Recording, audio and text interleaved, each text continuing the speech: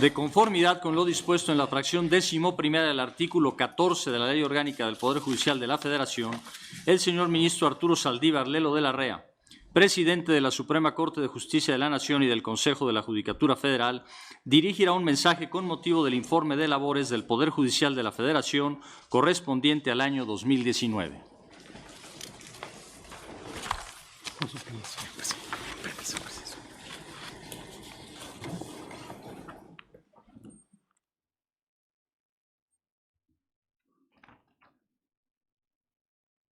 Señoras y señores ministros, agradezco y reconozco la presencia en este acto solemne del señor presidente de los Estados Unidos mexicanos, licenciado Andrés Manuel López Obrador, así como de las señoras presidentas de las mesas directivas de la Cámara de Diputados y del Senado de la República, diputada Laura Angélica Rojas Hernández y senadora Mónica Fernández Balboa, respectivamente.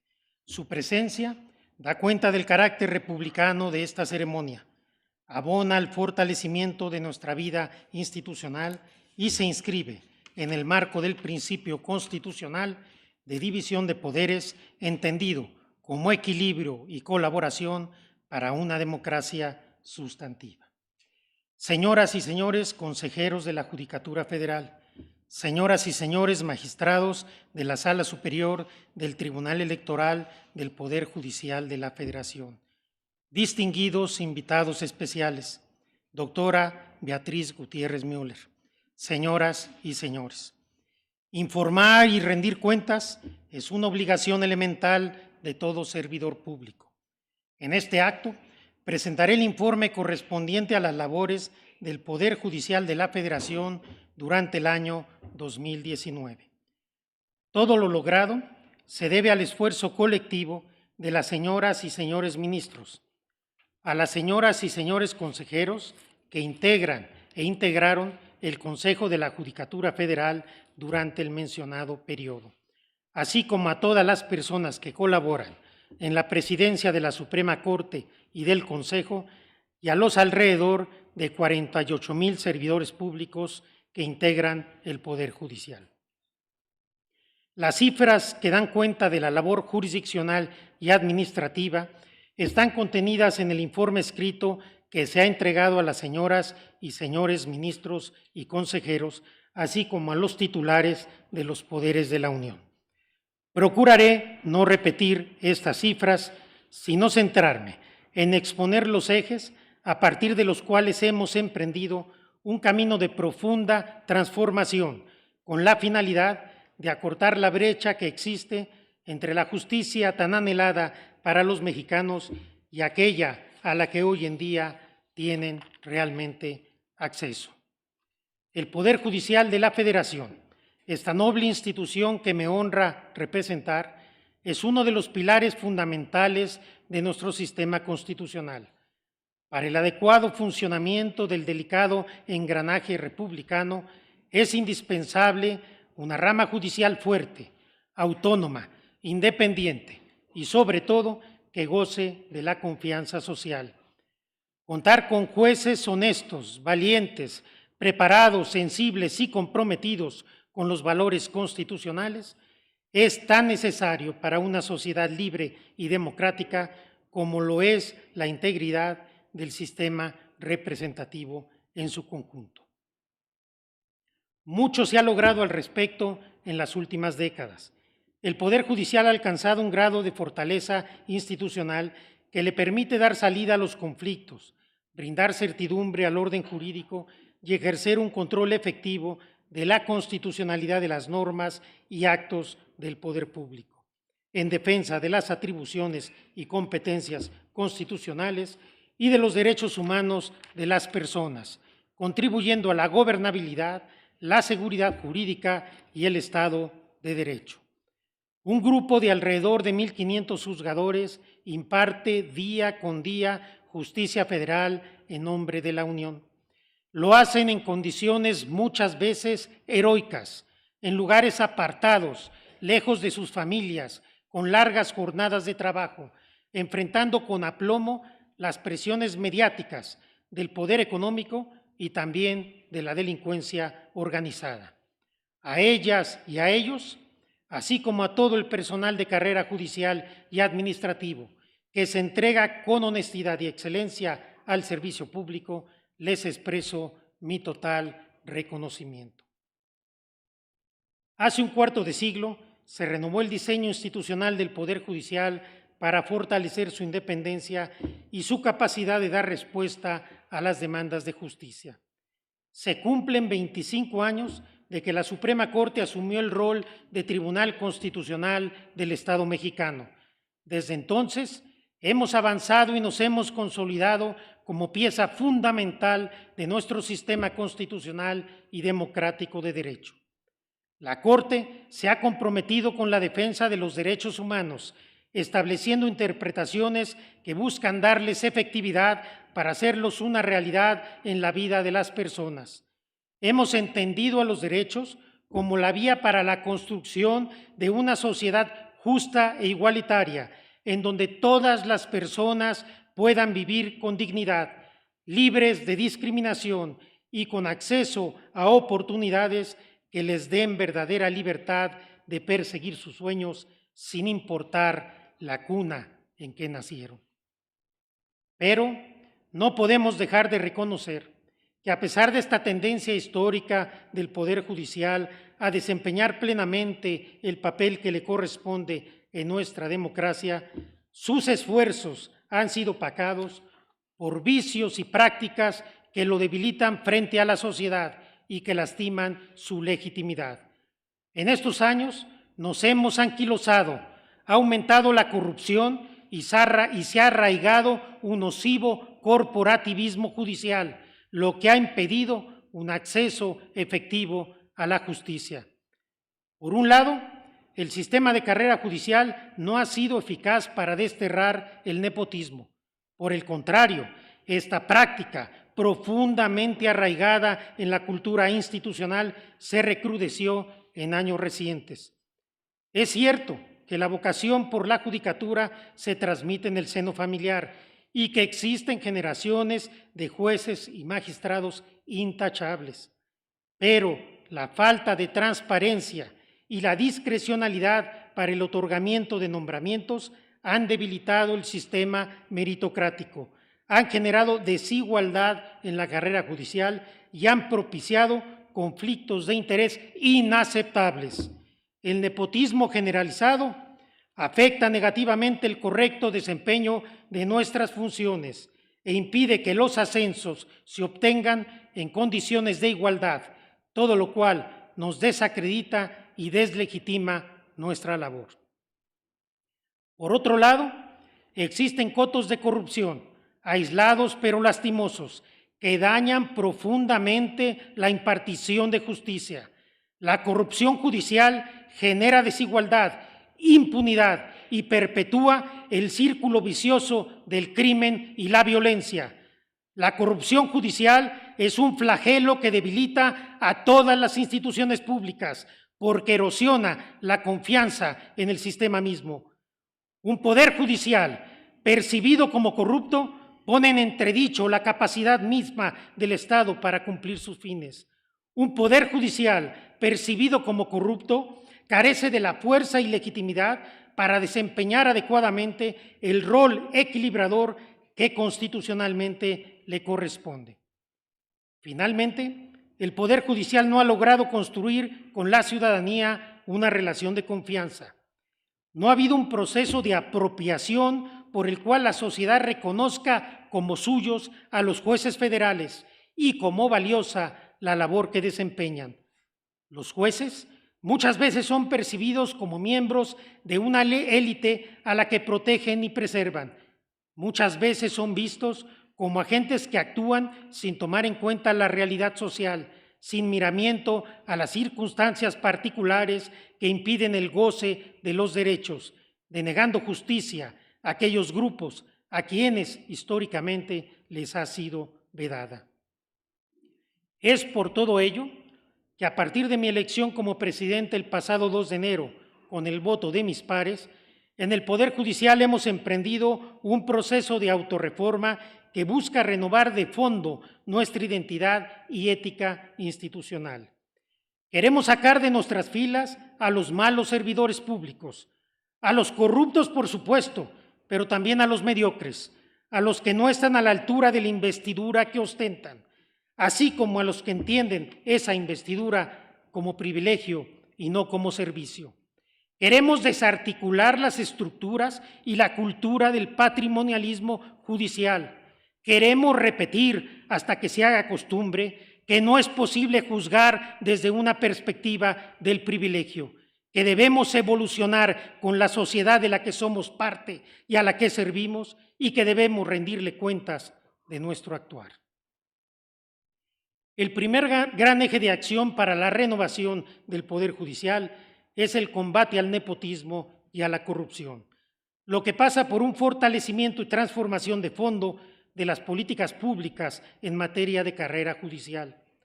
En esta línea de acción, el Consejo de la Judicatura aprobó un acuerdo general que reglamenta la carrera judicial en relación con la reincorporación, adscripción y readscripción de magistrados de circuito y jueces de distrito, en el cual se establecen procedimientos y criterios para la toma de decisiones en torno a esos rubros. Derivado de dicho acuerdo, y por primera vez en los 25 años de historia del Consejo de la Judicatura, se aprobó una política de adscripciones en la que se desarrollan los supuestos y razones que justifican los cambios de adscripción, mismos que pueden ser consultados por la ciudadanía y por las y los propios titulares. Lo anterior, de conformidad con los estándares constitucionales e internacionales en materia de independencia judicial, particularmente los señalados por el Comité de Derechos Humanos y la Relatoría Especial sobre la Independencia de Magistrados y Abogados, así como en el ámbito interamericano por la Comisión y la Corte Interamericana de Derechos Humanos. La implementación de esta política ha resultado en 569 movimientos que incluyen primeras adscripciones y readscripciones, de las cuales 98 se han dado por causa de nepotismo. En el caso del Circuito Judicial de Jalisco, el Consejo advirtió que se había convertido en una zona de riesgo para la impartición de justicia, por lo que se llevaron a cabo readscripciones y suspensiones tendientes a desarticular redes de influencias y cotos de ilegalidad existentes, lo que ha permitido avanzar en las investigaciones conducentes. En el rubro de ratificaciones operó un cambio radical de paradigma. Anteriormente, se ratificaba inercialmente a los juzgadores federales siempre que no hubieran cometido conductas extremadamente graves. Se trataba prácticamente de un trámite administrativo, de un pase automático. Prueba de ello es que durante los últimos 15 años la única causa de no ratificación fue la existencia de infracciones disciplinarias particularmente graves. Hoy en día se hace una evaluación comprensiva bajo criterios de excelencia y honestidad para garantizar que solo las personas que cumplan con los estándares constitucionales continúen impartiendo justicia. Como medida fundamental, además de la reorientación de la carrera judicial, el Consejo de la Judicatura aprobó un plan integral de combate al nepotismo, cuya implementación se materializará en los próximos meses, conformado por un conjunto de medidas preventivas y reactivas que buscan erradicar esta práctica tan nociva como arraigada, de manera que el ingreso y la permanencia en la carrera judicial se definan por los concursos públicos y la meritocracia. Tales medidas comprenden el fortalecimiento de los puertos de entrada a la carrera judicial, la definición de tipos administrativos para inhibir y sancionar este fenómeno, la creación de un comité de integridad que revisará ciertos nombramientos cuya legitimidad pueda generar dudas, la implementación de un buzón de denuncias y el establecimiento de una plataforma electrónica para la identificación de redes familiares. En el rubro del combate a la corrupción hemos adoptado una política de cero tolerancia. Este año se impusieron por parte del Consejo diversas sanciones por responsabilidades administrativas, las cuales han incluido la destitución e inhabilitación del servidor público, Dentro de esos casos hay 16 que tienen que ver con irregularidades patrimoniales, nombramientos que pretendieron encubrir posibles casos de nepotismo o actuación tendiente a engañar a otras autoridades o obtener beneficios de las partes en el juicio. Al respecto, destaca la destitución de un juez de distrito por corrupción, haber actuado en contra de constancias y haber incurrido en errores inexcusables en un caso de pederastia, así como las destituciones de 2 magistrados de circuito por notoria ineptitud y graves irregularidades detectadas en sus declaraciones patrimoniales. Asimismo, a la par que se abatió el rezago en la atención de quejas, denuncias y procedimientos disciplinarios de oficio que existía el año pasado, se observó un marcado aumento en la presentación de quejas. Los expedientes de investigación administrativa y jurisdiccional prácticamente se triplicaron respecto de 2018. Esta tendencia típica en la presentación de quejas, sin duda, habla de una mayor confianza de la sociedad y de los propios miembros del Poder Judicial en que las mismas serán resueltas y que, de probarse los hechos denunciados, habrá consecuencias. En cuanto a la revisión de las visitas ordinarias que permiten auditar permanentemente el funcionamiento de los órganos jurisdiccionales, los dictámenes aumentaron en un 255%. Esto se ha acompañado de un replanteamiento en los criterios de productividad y estabilidad laboral que se exigen a las y los juzgadores federales. Se implementó un programa anual de verificación de situación patrimonial que permite dar seguimiento adecuado a la evolución patrimonial de los servidores públicos del Poder Judicial. Por lo que hace a la responsabilidad penal, se presentaron 4 denuncias ante la Fiscalía General de la República en contra de magistrados de circuito. En uno de los casos, el inculpado ya fue vinculado a proceso y se encuentra en prisión preventiva. Asimismo, aumentó el desahogo de solicitudes ministeriales relacionadas con investigaciones sobre hechos delictivos atribuidos a servidores públicos en un 158% respecto de 2018. Por último, para asegurar que los funcionarios judiciales puedan desarrollar sus funciones libres de presiones, amenazas e intimidaciones y proteger su independencia e imparcialidad, el Consejo elaboró 199 evaluaciones de riesgo a servidores públicos con la finalidad de determinar las medidas de seguridad que requieren. La corrupción y el nepotismo se alimentan de la impunidad que mucho tiempo las ha acompañado. Que quede claro que esto se acabó, que no toleraremos a los servidores públicos que anteponen sus intereses personales a los de la justicia. Estamos limpiando la casa y no cejaremos en este compromiso. Hay una gran mayoría de juezas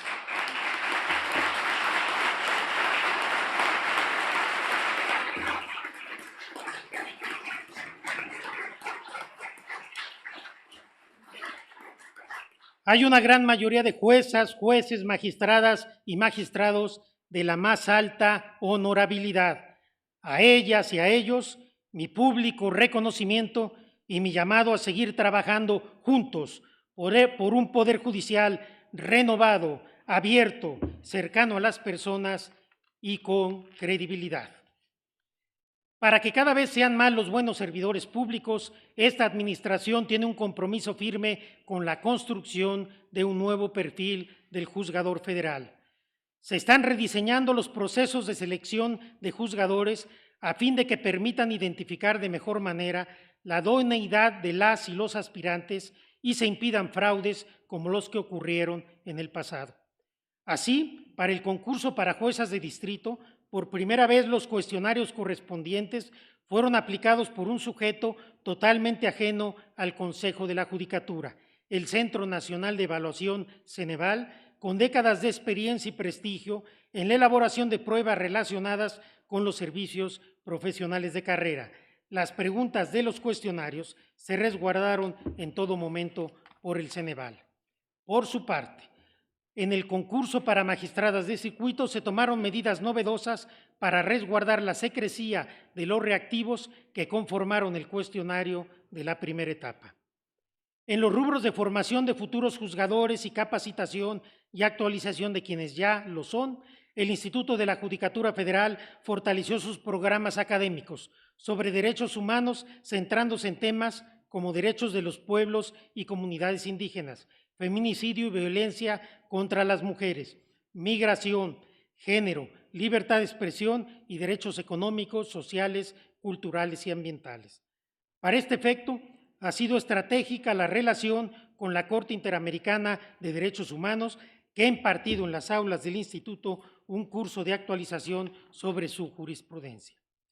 El perfil del nuevo juzgador que saldrá de las aulas de la Escuela Judicial será el de un profesional con un dominio de temas sustantivos, pero, sobre todo, un juez o una jueza que sepa juzgar con perspectiva, que sepa ponerse en los zapatos de los demás, atento a sus propios prejuicios y capaz de identificar las barreras sociales que impiden el acceso a la justicia. Un juez o una jueza con sensibilidad social y que entienda el impacto de sus fallos en el camino hacia un país con mayor justicia social. En estos esfuerzos de capacitación de los juzgadores participan, además del Instituto de la Judicatura, otros órganos y áreas, tanto del Consejo como de la Suprema Corte, en lo que constituye una estrategia institucional de formación integral e intensiva centrada en la adquisición de habilidades que permitan a las y los juzgadores realizar operaciones jurídicas complejas y sofisticadas, así como expresarlas en un lenguaje claro y sencillo que permita a las personas comprender el sentido de las decisiones, así como las razones que las justifican. La igualdad de género y la paridad son una prioridad en esta administración. Para vencer la inercia apabullante de las estructuras sociales que reproducen la desigualdad, todos tenemos que nadar contracorriente, reconocer nuestros privilegios y revertir las prácticas que los han perpetuado injustamente. La brecha de género que existe en las categorías más altas de la carrera judicial es inaceptable. Por un lado, porque representa una violación a los derechos de las mujeres al interior de la institución. Es el reflejo de inercias institucionales que, de facto, impiden el acceso igualitario a las oportunidades. Y por otro lado, porque en una sociedad compuesta por hombres y mujeres, es necesario que en todas las esferas de toma de decisiones participen paritariamente, para incorporar sus talentos y experiencias vitales en beneficio de la sociedad. La paridad en la judicatura contribuye a una mayor diversidad y con ello a una mejor impartición de justicia y, consecuentemente, una mayor legitimidad institucional. Por esta razón, se implementaron 2 concursos de oposición dirigidos exclusivamente a mujeres. Los concursos concluyeron con el nombramiento de 25 nuevas juezas de distrito y 13 nuevas magistradas de circuito. En el caso de las juezas, se realizó un esfuerzo fundamental para que casi la totalidad de las ganadoras obtuvieran adscripciones en su lugar de residencia o en uno cercano. Para que estas acciones afirmativas cumplan su propósito compensatorio en forma definitiva, deben ir acompañadas de políticas públicas que transformen la cultura institucional y que corrijan las estructuras que a lo largo de los años han contribuido a la desigualdad. Como parte de ello, en la Suprema Corte y en el Consejo se han emprendido acciones firmes para prevenir y combatir la violencia por razón de género. Ejemplo de esto fue la destitución e inhabilitación por 10 años de un juez federal en Jalisco por hostigamiento sexual y laboral, entre otras causas. Se mejoraron los manuales y protocolos en materia de hostigamiento laboral y acoso sexual, que sirven como lineamiento en la atención de las quejas y denuncias, y se capacitó al personal respectivo en perspectiva de género y primeros auxilios psicológicos. De manera relevante, el Consejo de la Judicatura aprobó la existencia de una unidad de apoyo a mujeres en casos de acoso sexual, la cual brindará acompañamiento jurídico, médico y psicológico en los procedimientos correspondientes, asegurando que las denunciantes reciban atención adecuada y oportuna e inhibiendo así el temor de las víctimas a denunciar. Dicha unidad también tendrá funciones preventivas con protocolos de actuación de servidores públicos y contará con mecanismos de avanzada para detectar ambientes de acoso en los órganos jurisdiccionales y administrativos. Por otra parte, se estableció en la Suprema Corte el Consejo Consultivo de la Unidad General de Igualdad de Género como una instancia de apoyo para la definición y ejecución de las acciones en esta materia. Este Consejo Consultivo se encuentra integrado por 11 personas de reconocida trayectoria, que por su conocimiento y experiencia están aportando recomendaciones valiosas para lograr mejores condiciones de igualdad de género. Esto en la lógica, además, de un mayor acercamiento a la sociedad y de coparticipación en el diseño de políticas públicas.